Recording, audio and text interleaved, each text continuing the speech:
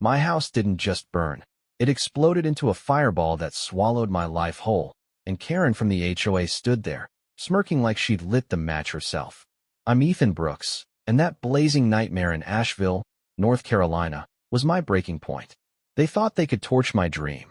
3 stories of blood, sweat, and memories, and I'd just slink away. Wrong. I took my rage, my millions, and turned their petty empire into ashes of my own making. Legally, of course. This isn't some sob story about a lost house. It's a full-on war against a tyrant in pearls who underestimated me. You're not gonna believe how this ends, so stick with me. It's a wild one. Hey, if you're watching this, drop a comment below. Where are you tuning in from? Put a like if you want to constantly win any conflicts. It all kicked off on a scorching July morning, the kind where the air hums with heat. I'm 41, a tech hotshot who built a fortune from scratch, and that house? It was my fortress. Custom hardwood floors, a wraparound deck I'd hammered myself, and a garden my late wife, Sarah, turned into a living masterpiece. Her roses were still blooming, whispering her name every time the wind blew. Then Karen Hayes stormed in, 5 feet of blonde fury, clutching a clipboard like a weapon. "Ethan," she barked, her voice slicing through the quiet. "Your roses are 4 inches over the limit. Spring Hollow doesn't tolerate chaos. Trim them by tomorrow, or it's $100 a day, non-negotiable."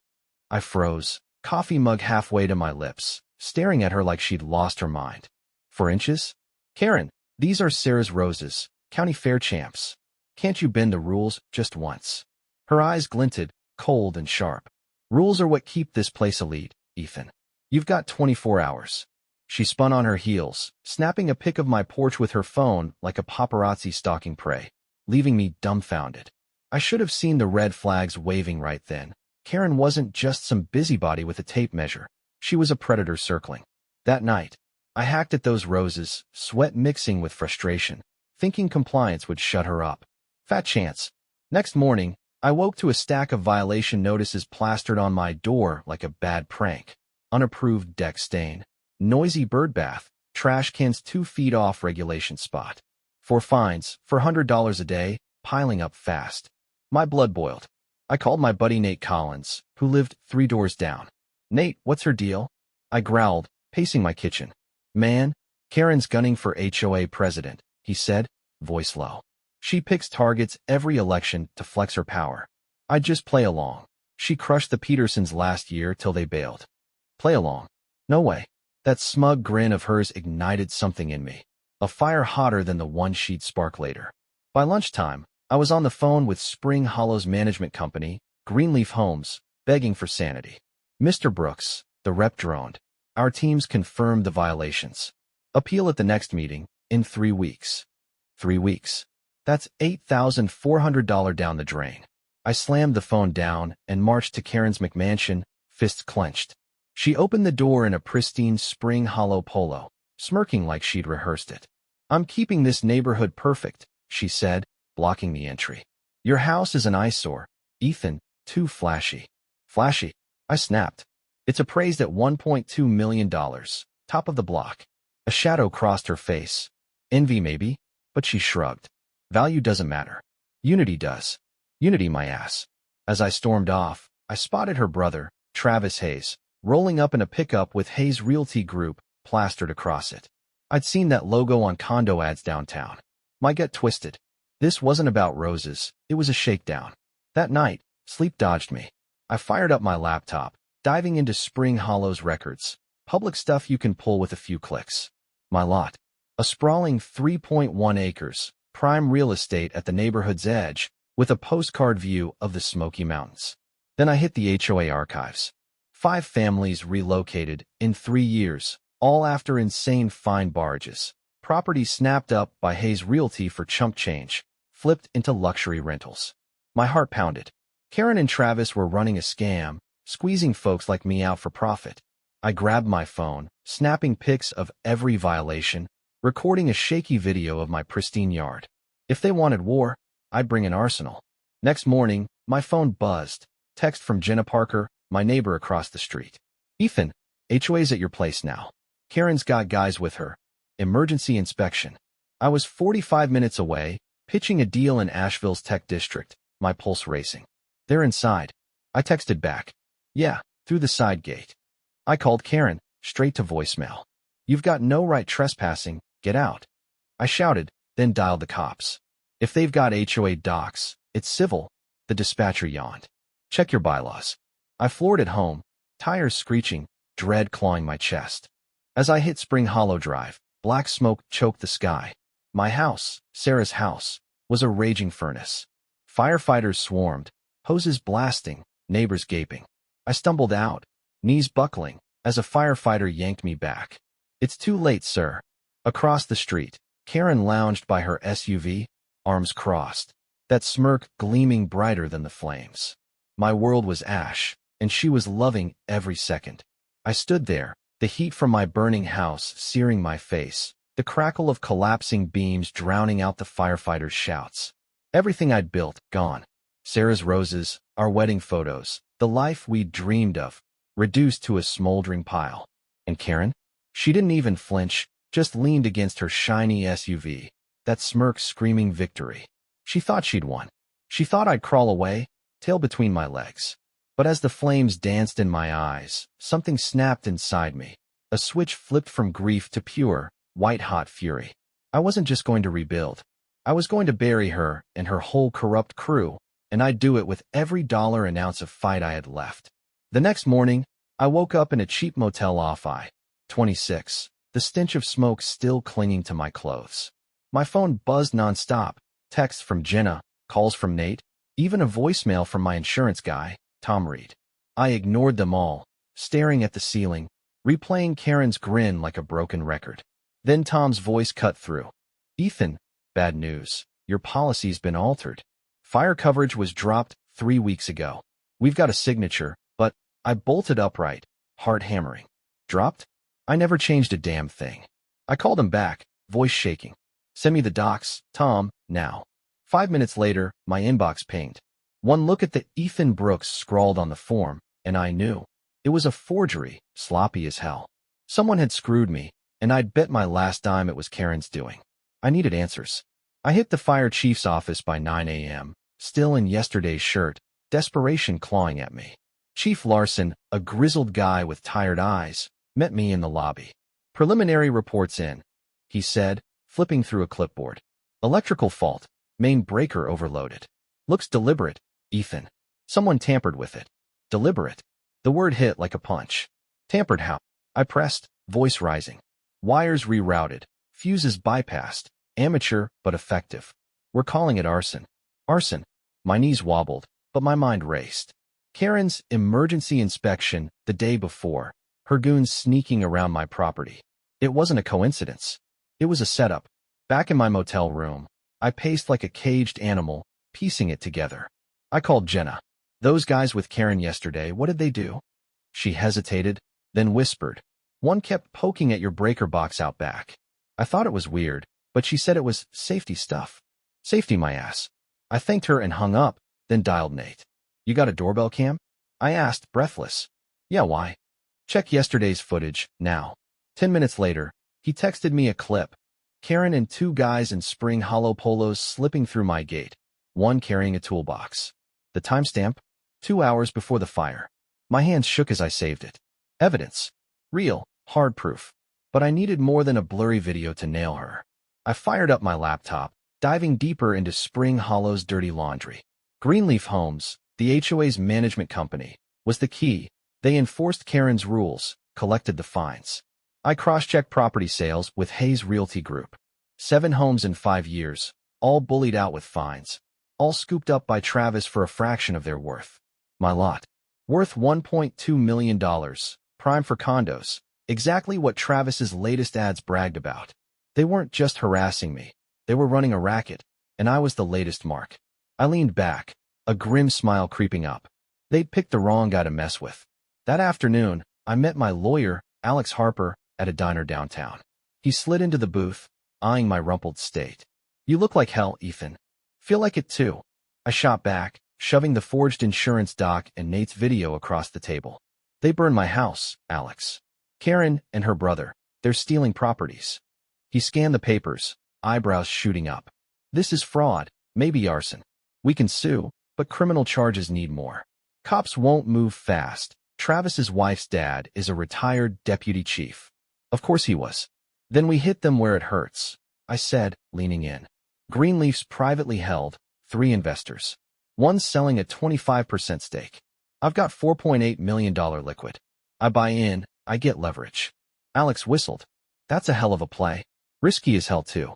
Riskier than losing everything? I countered. He grinned. Point taken. I'll set up a shell company. Keep it quiet. By nightfall, I was on the phone with my banker, Lisa Chun. Ethan, you sure about this? She asked, voice tight. Liquidating $4.8 million in 48 hours. Dead sure, I said, staring at the motel's peeling wallpaper. Wire it to Alex's escrow tomorrow. She sighed. Done. I hung up, adrenaline surging. Karen thought she'd torched my life and walked away clean. She didn't know I was about to light a match of my own, one that'd burn her world to the ground, nice and legal. As I lay back, the fire's roar still echoing in my head, I pictured her smug face when I'd stroll into that next HOA meeting, ownership papers in hand. Game on. The second I hung up with Lisa, my banker, I felt it, a surge of power pulsing through me, like I'd just grabbed the wheel of a runaway train. Karen and her cronies thought they'd left me in the ashes, but I was about to crash their little party with $4.8 million and a vendetta that could light up the Smoky Mountains. My house was gone, yeah, but I wasn't. And that was their first mistake. I spent that night in the motel, laptop glowing, plotting every move like a chess grandmaster. By morning, I wasn't just Ethan Brooks, the guy who lost everything. I was the guy who'd make them wish they'd never crossed me. Alex Harper, my lawyer, texted at 7 a.m., shell company sent, Blue Ridge Holdings. Funds hit escrow. Deal closes in 72 hours. 3 days. That's all I needed to turn Karen's smirk into a screen. I showered, swapped my smoky clothes for a crisp shirt from my car's emergency stash, and hit the ground running. First stop, Nate's place. He opened the door, bleary-eyed, still in pajamas. Ethan, you okay? He asked, glancing at my wild grin. Better than okay, I said, shoving past him. I need more footage, anything from the last month. Karen's been sniffing around, hasn't she? He nodded, uneasy. Yeah, she's been by your place a lot. Inspections, she called them. We pulled up his cam archives, 3 clips of Karen and Travis lurking near my gate, one from 2 weeks back showing Travis eyeing my breaker box like a kid with a candy jar. Jackpot. Next, I called Jenna. You see anything else yesterday?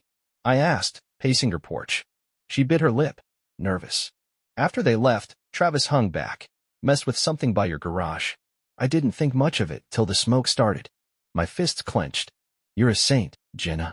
Keep this quiet for now. She nodded, eyes wide. I had enough to bury them, video proof, witness accounts, but I wasn't running to the cops yet. Travis's father-in-law had the department in his pocket, and I'd seen too many insufficient evidence dismissals. No, I'd hit them where it hurt most, their wallets and their power. By noon, I was digging through Greenleaf Homes financials, public filings, investor reports, anything I could scrape. The company was a goldmine, raking in $12 million a year from HOA fees across 15 neighborhoods. Karen's fines? Funneled straight to Greenleaf, with a chunky consulting fee siphoned to her personal account, $87,000 in the last year alone. Travis's cut? Property deals tied to 80% of the forced sales. My blood boiled, but my brain stayed ice cold. That 25% stake I was buying? It didn't just give me a seat at the table, it gave me the megaphone to demand an audit. And audits don't care about retired deputy chiefs. That afternoon, a certified letter slid under my motel door, Spring Hollow HOA, signed by Karen herself. Due to the unsightly debris at 17 Maple Crest Lane, you're fined $600 daily until cleared. Compliance required within 7 days. I laughed, loud and sharp, startling the guy in the next room. The nerve of her torching my house, then billing me for the mess. I texted Alex, they're piling on fines, $600 a day. Can we use this? His reply was instant. Oh, we'll use it. Selective enforcement's illegal, adds fuel to the audit fire. I grinned, tucking the letter into my growing war chest. She just handed me another weapon. The deal closed on day 3, right on schedule. Alex met me at a coffee shop off Patton Avenue, sliding a folder across the table. Congrats, Ethan. You own 25% of Greenleaf Homes. Biggest single shareholder as of 8 a.m. I flipped through the papers, my name hidden behind Blue Ridge Holdings, and felt a rush like I just won the Super Bowl. What's next? I asked, sipping burnt coffee. Emergency board meeting, he said, eyes glinting. You've got the votes to call it tomorrow, 10 a.m. Spring Hollow Clubhouse. Karen won't know what hit her. I leaned back, imagining her face when I walked in, ownership in hand. Let's make it a show, I said. Invite the residents, full transparency. That night, I couldn't sit still. I drove to the ruins of my house, the charred skeleton glowing under the moon. The air still stank of ash, but I didn't feel loss anymore. I felt purpose. My phone buzzed, Nate again. Dude, Karen's hosting a safety meeting tonight at her place. Heard her say your lot's a hazard. They're pushing to seize it. Seize it? Over my dead body. I sped to her cul-de-sac, parking a block away, and watched through binoculars. Travis was there, waving blueprints, condos, sleek and shiny, right where my home once stood. Neighbors nodded like sheep, eating up Karen's lies. My jaw tightened. They were plotting to steal my land before the ashes even cooled. I texted Alex. They're planning a land grab. HOA meeting tomorrow's our shot. His reply, we're ready. Bring the thunder. Thunder? I'd bring a damn hurricane. As I drove back, headlights cutting through the dark, I pictured Sarah's roses, her smile, the life they'd torched. Karen thought she'd checkmated me. She didn't know I'd just flipped the board, and tomorrow, I'd call checkmate. The morning of the HOA meeting, I woke with a fire in my gut hotter than the one that took my house. Today wasn't just about revenge, it was about justice, about tearing down Karen's throne and showing every neighbor in Spring Hollow they didn't have to live under her thumb. I slipped into a sharp blazer Alex had dropped off, grabbed my leather portfolio stuffed with evidence, and drove to the clubhouse. The air buzzed with tension as I parked, residents trickling in, whispering about the emergency meeting. Karen had no idea I was coming, not as a victim, but as the guy holding the keys to her downfall. And damn, it felt good. I slipped into the back row, keeping my head low as the room filled, 30, maybe 40 people, more than I'd expected. Nate shot me a nervous thumbs up from across the aisle. Jenna mouthed, you got this. Up front, Karen stood at the podium, pearls gleaming, her voice syrupy with fake concern. Good morning, everyone. We're here to address the tragedy at Ethan Brooks' property, a real eyesore now. I'm afraid. But don't worry, we've got a plan. She clicked her remote, and a slide popped up. My charred lot, photoshopped to look like a dump, next to a shiny rendering of condos with a tiny community park shoved in the corner. With the reserve fund, we can buy this blight and turn it into something beautiful, Travis Hayes Realty's already offered to build at cost. Murmurs rippled through the crowd. My pulse thumped in my ears. She was pitching a land grab, right here, in front of everyone. Nate raised his hand, voice shaky. Shouldn't Ethan get a say? It's his land. Karen's smile tightened. Mr. Brooks abandoned his responsibilities, fines are unpaid, debris uncleared. The bylaws allow us to act. That was my cue. I stood, slow and deliberate, feeling every eye snap to me. Funny you mentioned bylaws, Karen, I said, my voice cutting through the room like a blade. She froze, her remote trembling. Ethan, this isn't your time to— Oh, it's my time, I interrupted, striding to the front, portfolio in hand. See, there's been a change in management you might find interesting. I slapped the ownership papers on the podium, 25% of Greenleaf Homes, Blue Ridge Holdings. 3 days ago, I bought into the company that runs this HOA. Biggest shareholder now. And my first move. I turned to the crowd, holding up the forged insurance doc. A full audit of every fine, every deal, every dirty trick this HOA's pulled for the last 5 years, including the fire that took my house. Gasps echoed. Karen's face drained to chalk. This is absurd, she sputtered, snatching the papers. You can't. I already did. I shot back, pulling out my phone. And here's a little preview. Security footage of you and Travis tampering with my breaker box 2 hours before the blaze. The room erupted. People leaned forward, some shouting, others gaping as I played the clip, Karen's smug face clear as day, Travis fiddling with wires. That's not all, I said, tossing out copies of property records. 7 homes forced out in 5 years, all sold to Hayes Realty for peanuts, flipped for millions. Karen's raked in $87,000 in consulting fees, your dues, folks.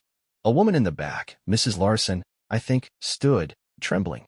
They fined us $9,000 over a fence. We had to sell to Travis. Another voice, my mom lost her place too, same deal. Chaos broke loose, chairs scraping, voices rising. Karen lunged for the mic. This is slander. You'll hear from my lawyers. I stepped closer, voice low so only she could hear. Good. Mine can't wait to see you in court. Arson's a felony, Karen. She flinched, but Travis bolted from the back, blueprint scattering. Meeting's over, he yelled, shoving toward the door. Too late, 2 cops strolled in, badges glinting. I tipped them off an hour ago with Alex's help, just enough to spook them. Mrs. Hayes once said, calm as ice. We need a word about 17, Maple Crest Lane. The crowd parted, stunned, as she stammered. This is a mistake. I turned to the residents, adrenaline pumping. For years, they've bullied us, fines, threats, lies. That ends today. Tomorrow, I'm auditing Greenleaf top to bottom. Anyone who's been targeted, come forward, we're taking it all back. Hands shot up, faces lit with hope and anger. Jenna rushed over, tears in her eyes. Ethan, I can't believe you did this. Believe it, I said, grinning for the first time in weeks. We're not just fighting, we're winning. As Karen was escorted out, hissing threats, I caught Travis glaring from the parking lot. The board scrambled, whispering frantically, but the tide had turned. I'd cracked their facade wide open, and the room buzzed with something new, unity. My phone vibrated. Alex, cops have the footage. DA's interested. I stepped outside, the morning sun hitting my face. I took a deep breath. Karen thought she'd burned me out. Instead, she'd lit the fuse on her own collapse, and I was just getting started. The high from that HOA meeting carried me like a wave. Karen escorted out in a huff, residents rallying behind me, the air thick with the promise of justice. I'd cracked their corrupt little world wide open, and with the audit looming, I could almost taste the victory. My house was gone, sure, but I was rebuilding something bigger, a community that wouldn't bow to tyrants like her. I spent that night in my motel room, buzzing with adrenaline, sketching plans for the Greenleaf overhaul on a napkin. By morning, I'd be in their boardroom, tearing through their books. Or so I thought. Turns out, Karen had one last card up her sleeve, and it hit me like a freight train. I woke to my phone screaming, Alex, 6:47 a.m., Ethan, get up. We've got a problem, big one. His voice was tight, panicked, not the cool-headed lawyer I knew. What now? I groaned, rubbing sleep from my eyes. Greenleaf's filing for bankruptcy.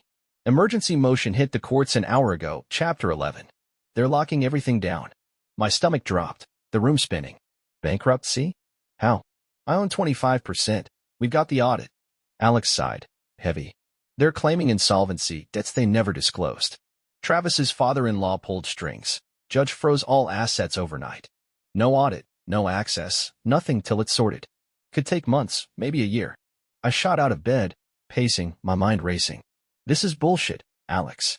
They can, he cut in. And they did. Karen's not on the filing, looks like she tipped off the board. Stayed clean. Someone tipped the DA too. Your footage mysteriously got flagged as inadmissible. Technical glitch, they're saying. I froze, the napkin crumpling in my fist. My evidence, my leverage, gone? They're burying us, I whispered, voice shaking. Not us, Alex said grimly. You. I checked the shell company, Blue Ridge Holdings. They're countersuing you for fraud, saying the $4.8 million buy-in was coerced. They're pinning it all on you, Ethan. The room tilted. Fraud? Me? I'd sunk every dime I could spare into that stake. $4.8 million, my war chest, and now they were twisting it into a noose. I slammed the phone down, heart pounding, and yanked open my laptop. News alerts pinged. Greenleaf Homes collapses amid scandal, local investor accused. My name, Ethan Brooks, splashed across headlines like a criminal. I scrolled, numb, alleged scheme to manipulate HOA management. Millions misappropriated. Lies, every word, but the damage was instant. My phone lit up. Nate, Jenna, even Lisa from the bank, all texting the same panic. What's happening? I called Nate, voice raw. You see this crap? Yeah, he said, stunned. Karen's on TV right now, local news. She's crying, Ethan, saying you threatened her, forced the sale.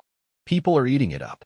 I flipped on the motel's grainy TV, and there she was, Karen, mascara-streaked, pearls clutched, sobbing to a reporter. He came after me, after my family. I was terrified. All I did was enforce the rules. The anchor cut in. Brooks, a tech mogul, allegedly orchestrated a hostile takeover, leading to Greenleaf's financial ruin. My jaw dropped. She'd flipped the script, painted me as the villain, her as the victim. And it was working. By noon, the hits kept coming. Alex met me at a diner, face pale. DA's dropping the arson case, insufficient evidence. Cops say the footage is corrupted, chain of custody's a mess. And Greenleaf's board? They're blaming you for the bankruptcy, say you destabilized them. I stared at him, coffee untouched. Destabilized? I exposed them. Doesn't matter, he said, sliding a legal notice across the table. They've got a restraining order, 500 feet from Karen, Travis, any Greenleaf property. You're locked out, Ethan, legally. My chest tightened. The audit, the residents' hope, my fight, all crumbling because Karen played dirty, and I didn't see it coming. I drove to Spring Hollow that afternoon, stopping a block from the clubhouse, close as I could get without violating the order. Residents milled around, confused, angry. Jenna ran up, eyes red. Ethan, they're saying you ruined everything. People are scared. Fines are spiking again. Karen's back in charge. I gripped my steering wheel, knuckles white. She pulled a fast one. Jenna. I'm boxed out. She shook her head, desperate. We trusted you. What now?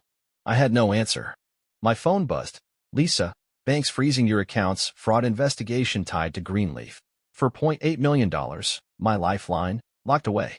As dusk fell, I sat in my car, staring at the ruins of my house through the windshield. Karen had turned my triumph into a trap, bankruptcy, lawsuits, a smear campaign, and I was dangling by a thread. My plan was in tatters, my name trashed, my money gone. But as the last light faded, something flickered inside me, not defeat, but defiance. She'd outplayed me this round, sure. But I wasn't done. Not even close. I just needed a new move and fast. I was down, no question, accounts frozen, reputation trashed, Karen reigning supreme again. But I wasn't out. Not even close. That night in my car, staring at the charred bones of my house, every hit she'd landed burned in my chest. Bankruptcy, lawsuits, her crocodile tears, she'd outmaneuvered me, and I'd let it happen. But as the moon cast shadows over the wreckage, a switch flipped. She'd taken the round, not the fight. I still had my wits, my fire, and a few tricks she'd never see coming. Karen thought she'd crushed me. She was about to find out what happens when you back a guy with nothing to lose into a corner. Next morning, I ditched the motel, couldn't pay for it anyway, and crashed at Nate's, turning his kitchen into my war room. You're nuts, Ethan, he said, sliding me coffee as I scattered papers everywhere. Nuts is what we need, I fired back, grinning like a lunatic. The restraining order boxed me 500 feet from Karen and Greenleaf, sure, but it didn't stop me from rallying an army. I called Jenna. Gather everyone Karen screwed, quietly. Tonight, your backyard. She wavered. Ethan, people are freaked. Your name's toxic now. Then we rewrite the story, I said, voice like iron. Trust me. By noon, I was grilling Tom Reed, my insurance guy, about that forged policy switch. Tom, who filed it? I demanded, pacing Nate's deck. Came from a Greenleaf account, he said. Signature's yours, but the IP traces to Raleigh, Travis's territory. Jackpot. Send me the metadata, I said, adrenaline surging. It hit my inbox 20 minutes later, proof the forgery linked to Hayes Realty's network. Not courtroom ready yet, but a chink in their shield. I texted Alex, insurance frauds on Travis, can we use it? His reply, damn right. Need a whistleblower to push it, cops will bite then. That night, Jenna's backyard flickered with lanterns, 15 residents packed in, faces etched with rage and fear. Mrs. Larson, the widow they'd fleeced, gripped the tissue. Find me $11,000 over a shed, lost my home. Travis bought it for $200,000. It's worth triple now. Jake Perez, a young dad, chimed in. $7,000 for a swing set, sold to Hayes last year. We're still renting. I climbed on a crate, voice steady. They've robbed us blind, fines, forgeries, fires. Greenleaf's bankrupt, but Karen's not. We it back together. I've got proof Travis faked my insurance. Who's got more? Hands flew up. Stories poured out, fake complaints, shady inspections. I recorded it all, my arsenal growing. Next day, I rolled the dice, met Claire Evans, a reporter who'd circled Spring Hollow before, at a gas station diner far from Karen's claws. Ethan Brooks, she said, sizing me up over coffee. Villain or vigilante? Victim, I corrected, handing her a USB drive, Tom's metadata, Nate's footage, resident accounts. Karen and Travis burned my house, forged my insurance, ran a racket. Greenleaf's a front. They're still raking it in. Her eyes sparked. If this holds, it's huge. Give me 48 hours. I nodded, pulse hammering. Wednesday, it hit. Asheville Citizen Times front page, HOA scandal, arson, fraud alleged in Spring Hollow. Claire named Karen, Travis, Greenleaf, and quoted residents. The phones went wild. By Friday, the tide slammed back. Claire's story triggered a state probe, Attorney General's office, beyond Travis's father-in-law's reach. Alex texted, AG's grabbing Greenleaf records. Bankruptcy's paused. Your $4.80 million safe. Fraud suits collapsing. I hooped, fist-bumping Nate. We're alive, man. Residents flooded my inbox, 50, 60, 80, offering violations, ready to testify. Karen's TV sob act flopped. The AG hauled her and Travis in, grilling them hard. Saturday, Tom called. Insurance reversed the forgery. $1.5 million payouts yours, Ethan.